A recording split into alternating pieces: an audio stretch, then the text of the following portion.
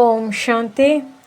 ವಾಣಿ date 18/8/2025. ಪ್ರಾತಃ ಮುರಳಿ. ಓಂ ಶಾಂತಿ. ಬಾಪ್ ದಾದಾ ಮಧುಬನ ಮಧುರ ಮಕ್ಕಳೇ,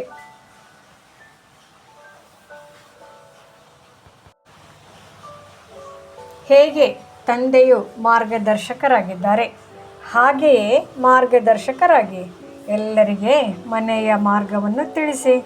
ಅಂಧರಿಗೆ ಊರುಗೋಲಾಗಿ ಬಿಡಿ. ಪ್ರಶ್ನೆ: ಈ ಮಾಡಲ್ಪಟ್ಟ ಅನಾದಿ ನಾಟಕದ ರಹಸ್ಯ ಯಾವುದಾಗಿದೆ? ಅದನ್ನು ನೀವು ಮಕ್ಕಳೇ ತಿಳಿದುಕೊಂಡಿದ್ದೀರಿ. ಉತ್ತರ: ಇದು ಮಾಡಲ್ಪಟ್ಟ ಅನಾದಿ ನಾಟಕವಾಗಿದೆ. ಇದರಲ್ಲಿ ಯಾವ ಪಾತ್ರಧಾರಿಯೂ ಸಹ ಬಂದು ಸೇರ್ಪಡೆಯಾಗಲು ಸಾಧ್ಯವಿಲ್ಲ ಅಥವಾ ಯಾರು ಕಡಿಮೆಯಾಗಲು ಸಾಧ್ಯವಿಲ್ಲ. ಯಾರಿಗೂ ಮೋಕ್ಷವೂ ಸಿಗುವುದಿಲ್ಲ. ನಾವು ಈ ಅವಾಗಮನ ಜನನ ಮರಣದ ಚಕ್ರದಲ್ಲಿ ಬರುವುದೇ ಇಲ್ಲ ಎಂದು ಯಾರಾದರೂ ಹೇಳುವುದಾದರೆ ಅವರಿಗಾಗಿ ತಂದೆಯು ತಿಳಿಸುತ್ತಾರೆ, ಸ್ವಲ್ಪ ಸಮಯಕ್ಕಾಗಿ ಬರದೇ ಇರಬಹುದು, ಆದರೆ ಪಾತ್ರದಿಂದ ಯಾರೂ ಮುಕ್ತರಾಗಲು ಸಾಧ್ಯವಿಲ್ಲ.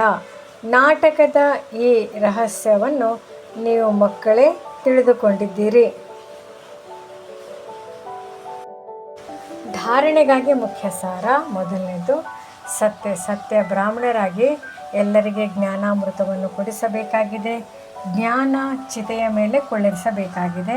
ಎರಡನೇದು, ಶರೀರ ನಿರ್ವಹಣಾರ್ಥವಾಗಿ ಉದ್ಯೋಗ, ವ್ಯವಹಾರ ಇತ್ಯಾದಿಗಳೆಲ್ಲವನ್ನು ಮಾಡುತ್ತಾ ಪತಿತರಿಂದ ಪಾವನರಾಗಲು ತಂದೆಯ ನೆನಪಿನಲ್ಲಿರಬೇಕು ಮತ್ತು ಎಲ್ಲರಿಗೆ ತಂದೆಯ ನೆನಪು ತರಿಸಬೇಕಾಗಿದೆ.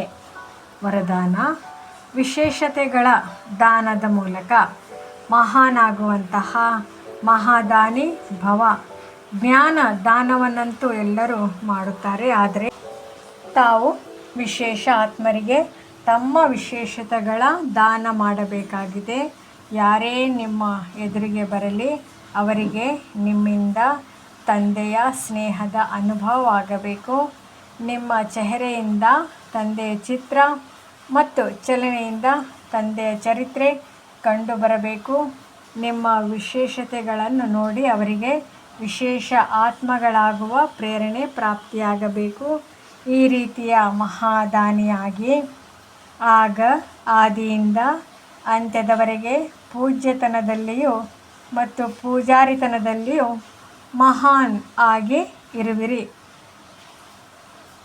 ಸ್ಲೋಗನ್: ಸದಾ ಆತ್ಮ ಅಭಿಮಾನಿಯಾಗಿರುವಂಥವರೇ ಎಲ್ಲರಿಗಿಂತಲೂ ದೊಡ್ಡ ಜ್ಞಾನಿಯಾಗಿದ್ದಾರೆ. ಅವ್ಯಕ್ತ ಸೂಚನೆ: ಸಹಜ ಯೋಗಿ ಆಗಬೇಕೆಂದರೆ ಪರಮಾತ್ಮನ ಪ್ರೀತಿಯ ಅನುಭವಿಯಾಗಿರಿ.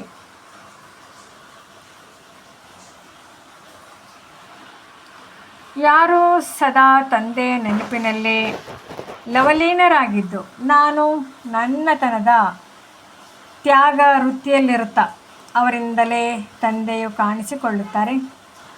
ನೀವು ಮಕ್ಕಳು ಜ್ಞಾನದ ಆಧಾರದಿಂದ ತಂದೆಯ ನೆನಪಿನಲ್ಲಿ ಸಮಾವೇಶವಾಗಿ ಬಿಡುತ್ತೀರೆಂದಾಗ ಈ ಸಮಾವೇಶವಾಗುವುದೇ ಲವಲೀನ ಸ್ಥಿತಿಯಾಗಿದೆ. ಯಾವಾಗ ಪ್ರೀತಿಯಲ್ಲಿ ಲೀನವಾಗುತ್ತೀರಿ ಅರ್ಥಾತ್ ಲಗನ್ನಲ್ಲಿ ಮಗನರಾಗುತ್ತೀರಿ, ಆಗ ತಂದೆ ಸಮಾನರಾಗಿ ಬಿಡುತ್ತೀರಿ.